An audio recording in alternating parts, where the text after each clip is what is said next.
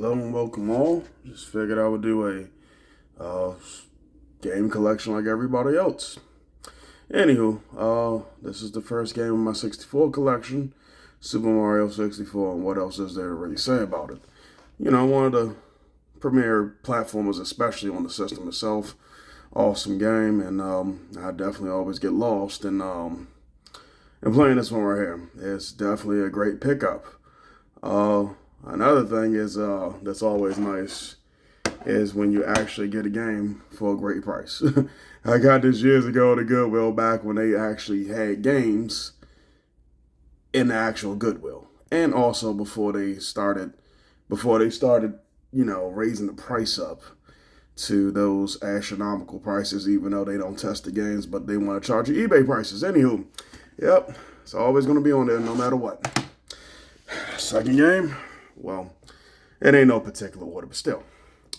GoldenEye, 007.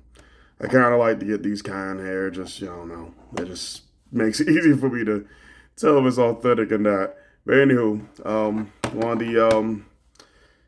of the great shooters on the 64. Plenty of times at the Boys and Girls Club, seeing people play this or playing this myself. It's a really great game, very fun. I've never actually beat the game, but it is very fun though. I have to say that I do need some help when it comes to, doing the things on Special Agent to figure out what exactly to do. But it's not bad. Although I do prefer the next game. Well, the next game that they made, which was Perfect Dark. I mean, I prefer that one over this one, but everybody has their particular, game that they like. This game right here, Winback.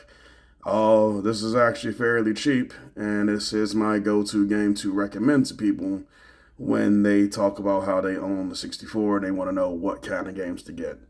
This game is one of the first, well, maybe not one of the first, but it is, well, yeah, one of the first cover-based shooters. A very fun game. It's very funny because back in, 99 when it came out? 99, 98 anyway. They called this Metal Gear Solid 64.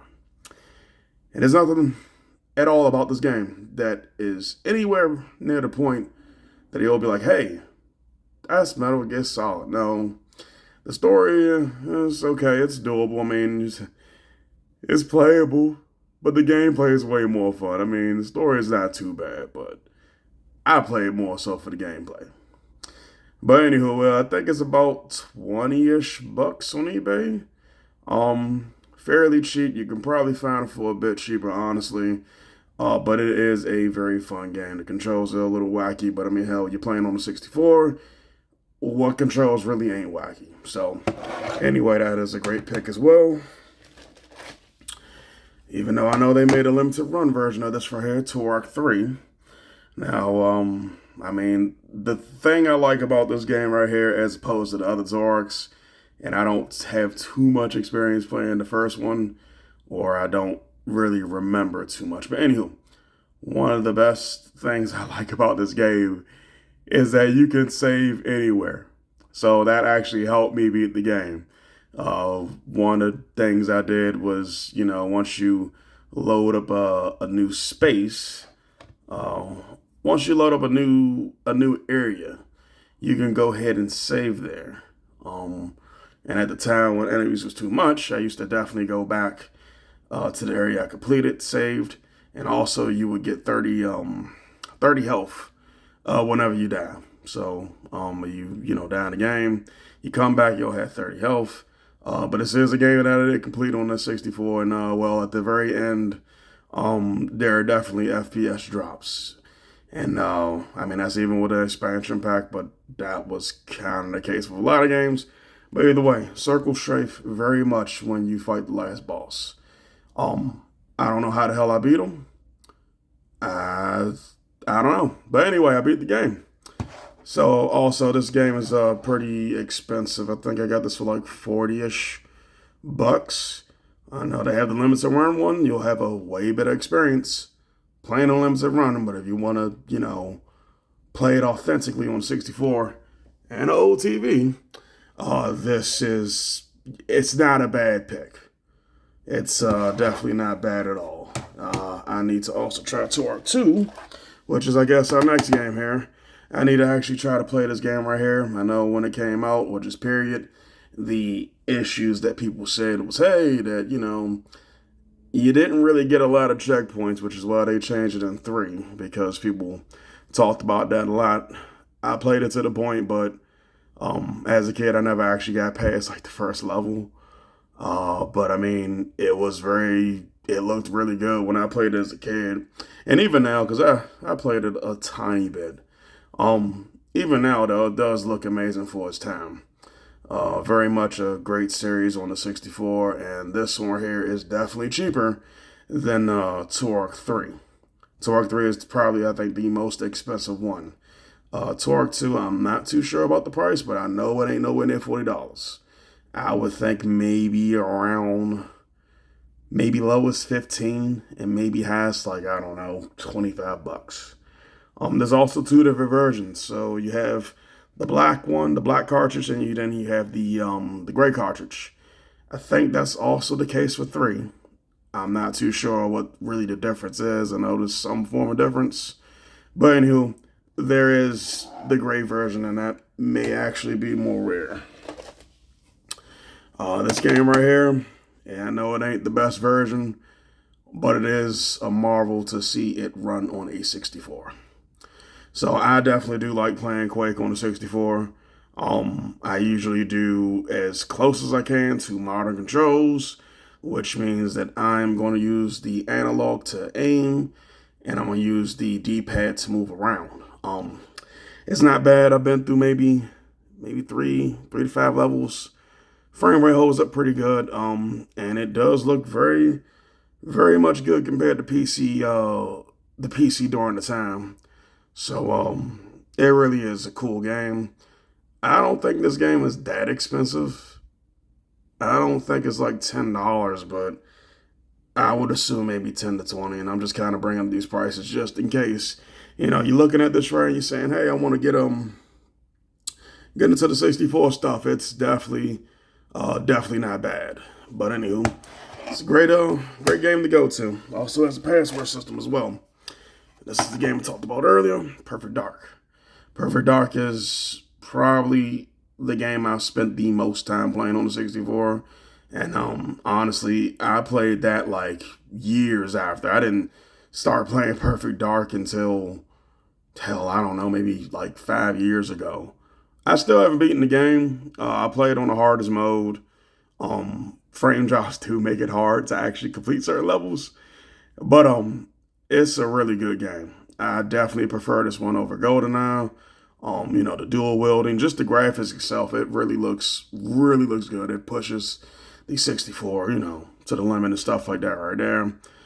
This game right here should be fairly cheap. I do believe it should be around the price of GoldenEye. I wouldn't think any more from 15 to maybe $25.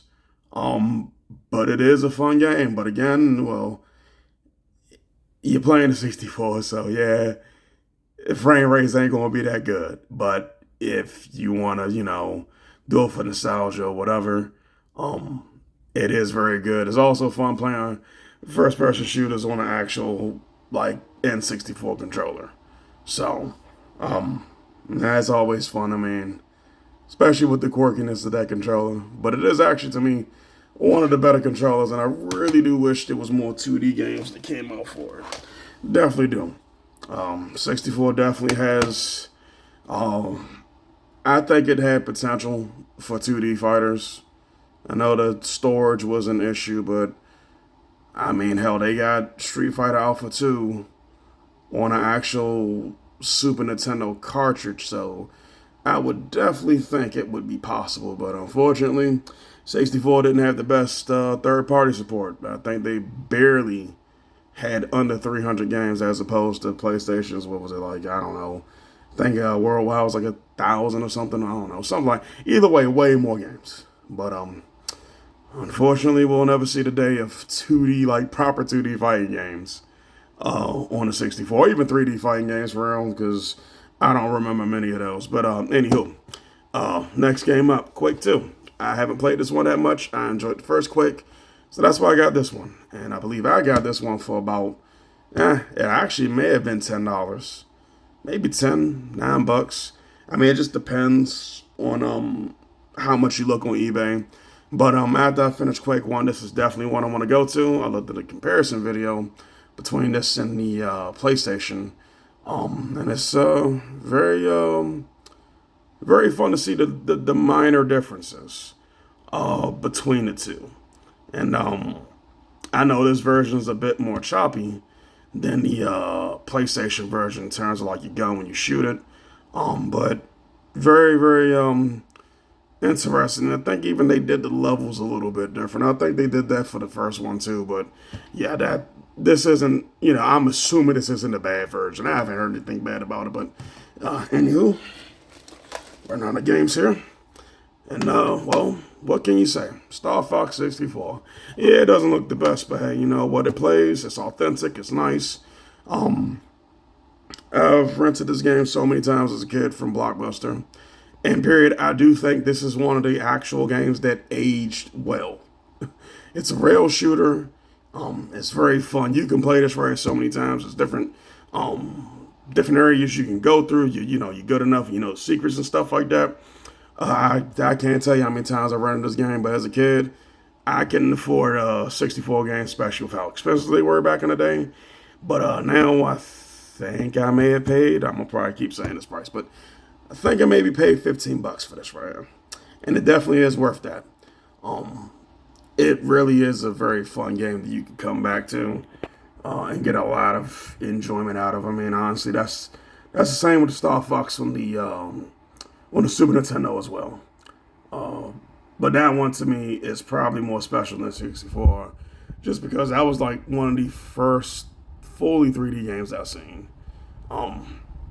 But anywho, very fun game, and also the frame rate doesn't drop too bad. I mean, it drops a little bit during the last part, but it doesn't drop bad to like Perfect Dark bad. If you play Perfect Dark and you have a bunch of enemies on screen, it really sucks. It takes a keen eye to do that. But one of my favorite games on the 64, Resident Evil 2. The amount of work they did to put this game on the 64, while also having the full motion video, while keeping, for the most part, all the gameplay modes, and making it look better than the PS1 version. Yeah, I know it's better graphically, but when you consider how much memory is in this right here as opposed to a CD, CDs can hold at that time, like about 500 megabytes? I think that was like a typical Sony kind of disc, 500 megabytes, maybe 700. And the fact that they shrunk it and had both scenarios and both playable characters and this and that was really amazing. And this is my go-to version for Resident Evil. This one's going to probably cost you a pretty penny. I think it's like 40 on up. It probably is a bit higher than that now. I think I got mine for around that price. Maybe a bit lower. But this game, and with the expansion pack, looks more cleaner and more sharper.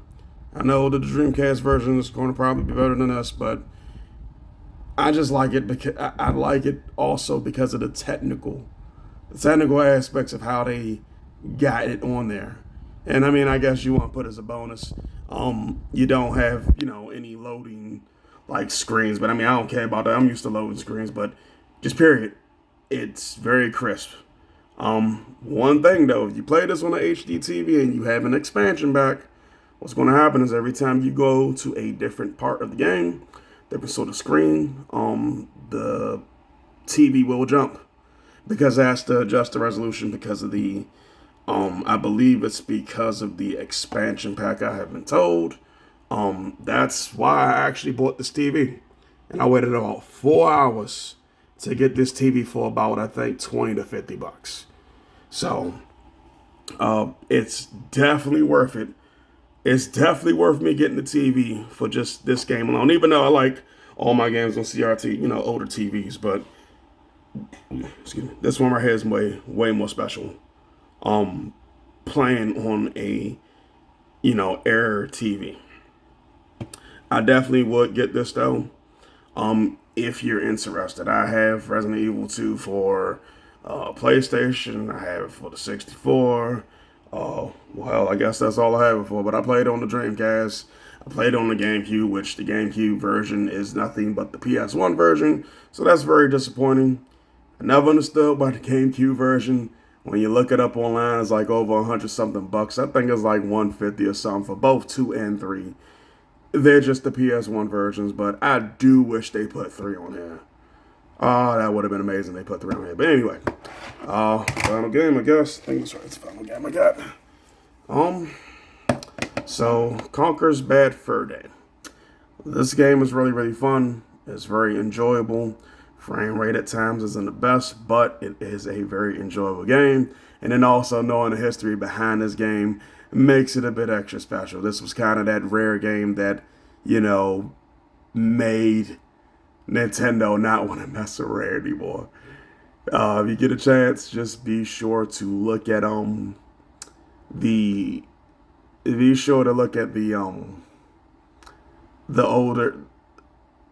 older video in terms of what this game was supposed to be, and you see what it is now, and you'll probably get a chuckle out of it.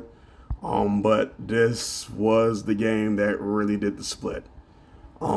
This is an expensive game. I paid, I think, $80 for this game, maybe somewhere near 90.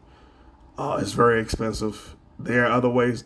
Well, really, the only way to play it really is the Xbox Rare Replay, I think. But it is very much an experience playing this on the 64.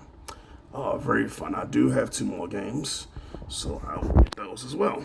Okay, well, I guess lied. Apparently, I only have 1 game left. Anyway, Rush 2. Really fun game. It kind of grew on me. I just got this game recently. I've played the Rush series, but it was more so in arcades back in the day. The graphics really did turn me off to the game, but it's really fun that I don't really care about it for the most part. Then it doesn't look necessarily too bad, but I don't know. Maybe my standards was a little bit, I don't know. I guess kind of high. But anyway, this is the last game that I had. This is, I guess, my 64 collection. If anybody enjoys it, cool. Another thing I would say, I guess it's more so a collection / buyer's guide, but another thing I would be mindful for, if you try to get anything Nintendo will be very expensive. People talk about, certain, like, what is it, the Switch tax. No. I mean, well, yeah, that's still Nintendo, but there's a Nintendo tax. These games are more expensive than a lot of PS1 games. And I get it because these are harder to find, circulation, X, Y, Z, and also cartridges, may not work the best, but anything 64, you will pay a pretty penny for. In fact, 64 boxes, authentic 64 boxes, are extremely expensive. I remember there was a box, Mario Kart 64 box, that was actually messed up. Like, it was wrinkled and all this stuff, and somebody paid $40-something for it. So, just to show you how it really is, and to be mindful, if you want to get into the 64, it's definitely going to be a pretty penny.